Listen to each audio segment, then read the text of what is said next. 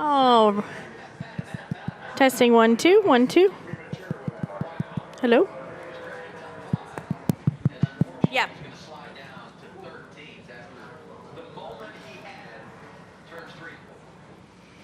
All right, we're going to go ahead and continue to roll into our media availabilities here at Nashville Superspeedway. We've now been joined by Chase Elliott. Chase, thank you so much for joining us. Appreciate you spending some time with us. We'll go ahead and open up for questions for Chase. If you have a question, raise your hand. We'll work to get a microphone to you. We're going to start up front with Jordan. Jordan Bianchi, The Athletic. What's Alan been like kind of through this season and kind of the ups and downs and everything that you guys kind of thrown your way? Yeah, it's definitely been not normal for sure over the first 6 months of the year, but you know, it's reality where we are now, and for me, just focused on the only things I can control, which is what's ahead and what's in front of us right here. So, really, no need to complicate it more than that. I mean, obviously, if I could go back and change a lot of the things, I would, but I can't. So we'll just try to make the most of these next 10 weeks or so, and try to get in the show. What have you seen from Alan kind of leading this team this year? Anything different, same approach, anything of that nature? Yeah, I mean, it's obviously he's had a challenge, and I've put him in that situation more this year than I would have liked to, for sure. But yeah, look, he's a top-notch guy first and foremost, and he's a good leader, and he's somebody that has enough experience to be able to plug someone into his system. That was really all I did when I came in. I was just plugged into the system that he already had created, and I think that's a good thing. So it's really always been the same. Our approach has been the same. Our prep has been the same. Obviously, we talk about different things, but just that week-to-week schedule is very similar, and it has been for, this will be 8 years at the end of this year. So I think it's a good approach, and I think he's led our team really well through a tough situation. So yeah, obviously still a lot of season left, and a lot of opportunity to get things going like we want to. But I think he's done a great job, as I've always thought, really, about him. And looking forward to continuing to go to work. All right, go ahead. Hi, Chase. John Burton, News Channel 5 here in Nashville, WNSR Sports Radio. Just curious what you remember about last year's race with the weather delay and being able to grind it out and come out on top. Yeah, it was good. I remember it being really good for us. We started the race last year and we were actually pretty bad. And usually when that happens, you start a race and you're struggling. That doesn't typically get better. And with the rain, I think we ended up having a bad pit stop there at one point, and we just decided, hey, we're just going to take some time, try to think through some adjustments and do some things that we wouldn't necessarily do during a normal situation, because you would lose a lot of time on pit road doing it. So, yeah, we just kind of, I don't want to say swing for the fence. It was a thought-out process, but we just took the time to do what we thought we needed to do, and fortunately we hit it and hit the nail right on the head. I couldn't really ask for much more after that. It was crazy. I'm not sure I've ever been a part of a race that we were that bad, and then we were all of a sudden that good. So, yeah, hopefully we missed the bad part and we can just be good. But a lot's changed, in the course of a year. At this point last year, I think we were running better, as it pertained to just the results on track. And I think people's approach kind of changed throughout the year, and that's where we started struggling a little bit, was really right after about this time last year. So just been trying to kind of scratch and claw and get back to where we need to be and catch up to where we feel like everybody else got a little better. All right, we're going to go Bob, Holly, and then Teresa. Go ahead, Bob. Bob Hawkers, Fox Sports. I had two. The first, last year went from day to night because of the delay. This year will go kind of day to night because of the time of the start. Did last year give you any indication of how the track will change, or with the weather, is that totally not comparable? I don't think so. I remember last year, just kind of thinking back through it. We were already moving up the track. The racetrack was really widening out before the sun went down, before that last rain delay, if I remember right. I thought we started moving up, and it started to get really wide, and then the race kind of looked like that for the rest of the night. So I personally don't think it'll change a whole lot. I think they said they did the same track prep to the surface, so I think if that's the case, it will move up. At some point, there was a lot of pace when we moved up the track last year, so I think you'll see more of that. But I don't think it'll change much day to night, other than just be a little nicer for the fans and the people watching here. And what do you want to see next week at Chicago? What would make that, do you feel like, for it to be a good event? Does it just need to have some excitement? Does it need to be a good race? What does it need? I don't know. That's a good question. I mean, I think it depends on which hat you're wearing. If you're wearing a competitor's hat, for me, it's us going up there and trying to put ourselves in position to win. From a fan standpoint, you're tapping into a part of the country that I think has a lot of race fans, a lot of NASCAR fans, but into city limits that a lot of those people might not typically come out to Joliet or somewhere up there like would have typically been the case. So for them, I think it's about it being a good event and it being exciting for them, and there being a lot of stuff going on for them, and they feel like they're at the event. That needs to feel like the event that weekend over a Cubs game or whatever it may be. So I think that would make it successful from a promoter standpoint. From the racing side, I don't necessarily think I have to leave the racetrack and think, oh wow, that was a really great race for it to be successful to the viewership or the people that show up in attendance. All right, Holly. Hi, Chase. Holly Kane with the NASCAR Wire Service. I wanted to ask you a little bit about the concept of perseverance. Does this season, because you haven't got that win quite yet, are you guys talking about, as you mentioned, just keeping things the same as you would always go about it, or is there a little extra sense of, come on, guys, let's rally, let's show what we can do when we have to, Not really, honestly. I mean, I feel like a lot of times when you put yourself in those situations, it doesn't always get better when you're 11 out of 10, right? I think just being in that nice sweet spot of pushing but not pushing too far, and pushing yourself and your team but not pushing them too far. So I think there is a balance there where I feel like we have done the best and we've had the best results, and I think that's just where we need to stay personally.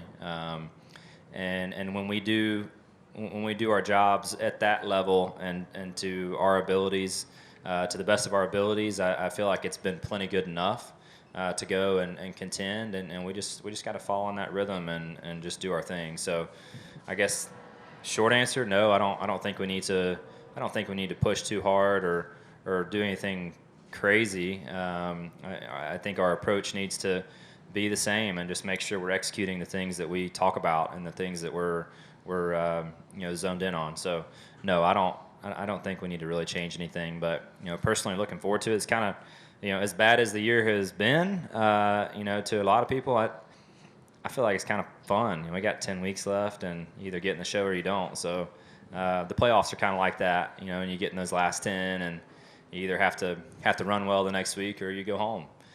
So it's kind of that way now, and for me, I kind of enjoy it. I'm kind of looking forward to just the challenge, and seeing if we can figure it out.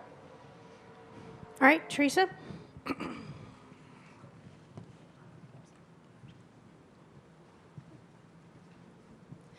Teresa Walker, the Associated Press. So it sounds like, Chase, you don't see this as pressure, but maybe coming off of the week off, coming back to a place where you won last year, kind of a perfect combination to just reset and do a playoff chase at this point?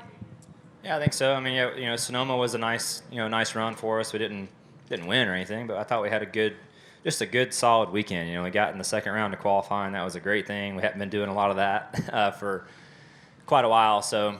Yeah, just thought we did a lot of little things good last weekend, and I felt like I just kind of plugged right back into a good stride and a good cadence, and I think that cadence and that stride that we executed the weekend with in Sonoma can result in great results from here to Daytona. So yeah, like I said, we're in a tough spot, but I think it's a great opportunity to go and have some fun and embrace the challenge, and that's really kind of where my head's at. All right, we're going to go to Chris in the back. Then we'll go to Mark and then make our way toward the front. Good. Thanks. Chris Ayers at WSMV4. Chase, you talked about what it was like last year, and I don't know how much you can maybe take from that since the surface was different, but I was just wondering if you could just kind of speak to the evolution of figuring out how to race on this concrete oval the last couple of years, and what's that been like?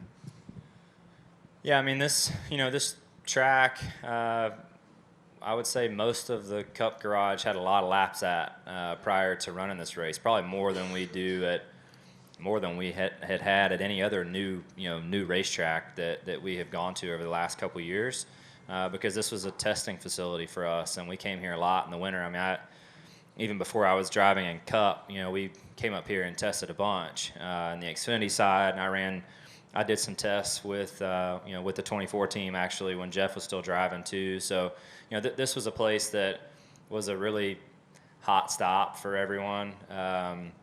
To come up here and run at. It was a place that you could come repeat lap time. It wasn't super hard on tires. It was just a popular testing facility. So, I don't really think anything has jumped out at anyone because of that. So it's just been about, putting together a good weekend and finding your balance. No different than anywhere else. All right, Mark, go ahead. Mark Garrow, PRN. One question relating to the fairgrounds. It's getting close, right? They're getting into the final stages of it. How do you feel about that race eventually? Somehow, this working out and getting NASCAR and the top series to the fairgrounds, and what do you say to the naysayers that just don't quite know how to feel about it in Nashville? Yeah, I mean, obviously, I'm on one side of the fence, so in fairness, I probably don't see the whole picture. I see a great opportunity for our sport to go and shine at a place that can never be recreated. We're never going to race inside the city like that at a facility. And we're going to do the Chicago thing, yes, but that facility is just perfect, and you're not going to get inside a city like that and tap into that market with that cool of a racetrack. Likely, I just don't see it ever happening. So. I mean, to the naysayers, look, it's probably going to be one event a year. I mean, you're talking 1 or 2 days a year that facility would be as busy as these facilities become when NASCAR comes into town. So, at the end of the day, I don't think the traffic or the things going on is going to be any different than the soccer stadium that is almost touching the back of the grandstands, right? When they have a soccer game, I'm sure traffic's bad, and I'm sure it's a bit of a hassle. But I think it would be well worth it, and I think it would be exciting for everyone in the town, in the city of Nashville, to go and to visit a facility like that and really see NASCAR shine at a short track, at a place that has a lot of history, and a place that I think could be the best stop on our schedule, hands down. So, obviously it has my vote. I've been saying that for years, and I've had the opportunity to race there in some other divisions, and I just think it would be, it's where we belong, for sure. This is a nice facility, and it's nice to get in the Nashville market, kind of, but it doesn't hold a candle to what that could be and what it should be. And a quick question on this year. A number of drivers are in the same position you are, needing to win at this point with 10 races to go in the regular season to make the playoff. They don't all have your kind of race team. So how does it make you feel, I guess, as a driver, to have confidence that any place along the way in this next 10, it wouldn't be shocking for you to win? Yeah, man, that's a good thing, for sure. And I agree. I think our team has been really, really strong for the majority of the season. I think back to some of the races that I've, half the season or so that I've been a part of. A lot of those races, I feel like our race team's been better than I have done for them throughout the year. So if we could just combine our efforts, I think it would be really good. If I could bring to the table what they've been bringing to the table on pit road and with race strategy and things, I think we'd be in really, really good shape. So I feel like I'm very capable of doing that, just putting the right pieces of the puzzle together at the right time and just getting in a bit of a rhythm. So, there's been high spots. Kansas was a high spot. Fontana was a high spot. Sonoma was also very good. 3 very different style tracks. So that brings some positivity to my mind, and that it's there. We just gotta extract it here every week, for the next 10. So, certainly don't want to go to Daytona and be in a position to have to win a speedway race, to get in the playoffs. Odds are, if you're in that position, you're probably not going to be much of a threat anyway, in my opinion. So, we want to be a threat each week from here on, and I intend to do that. All right, we're going to come up front here to Chris Knight, and then I need a microphone in the back, please, with MRN. Thank you. Chris Knight, catchruns.com. Chase, what have you been doing, if anything, yet to prepare for Chicago Street Course Race? And do you feel like you'll apply your savvy road course craft next weekend? Yeah, honestly, we haven't dove in completely. We'll be diving in deep next week. For sure. So really, all eyes have been on Nashville, and that's just kind of how we do things. Just take it a week at a time. I think it's very easy to get too far ahead, but outside of just running some laps on iRacing and really just to familiarize myself with literally what turns are where. That's the biggest thing I think I can do for myself right now, and certainly going to dive more into that next week and start talking about setup stuff and things that we feel like we need to do well out there to be good. So yeah, it's gonna be different. From my understanding, the surface is pretty rough, a lot of 90-degree corners. I'm sure it's gonna be very hot. All those things certainly are a factor. But yeah, we'll dive in next week and go to work. All right, go ahead. Trey Downey, Motor Racing Network. Chase, in a couple weeks when we go to Atlanta, it'll be a night race this year. Do you think it being a night race will change it at all? No, I don't think it'll change the racing itself, but I think rightfully so. I think it should be a night race, much like the majority of these summer races should be. When I saw this race was a night race and Atlanta was a night race, I'm like, dang, was somebody actually listening to something that I said?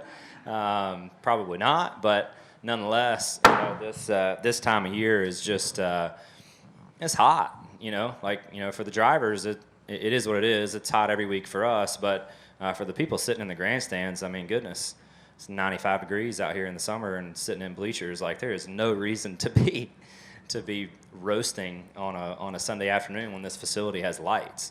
And same for Atlanta. That just makes no sense. There's no basketball season's over.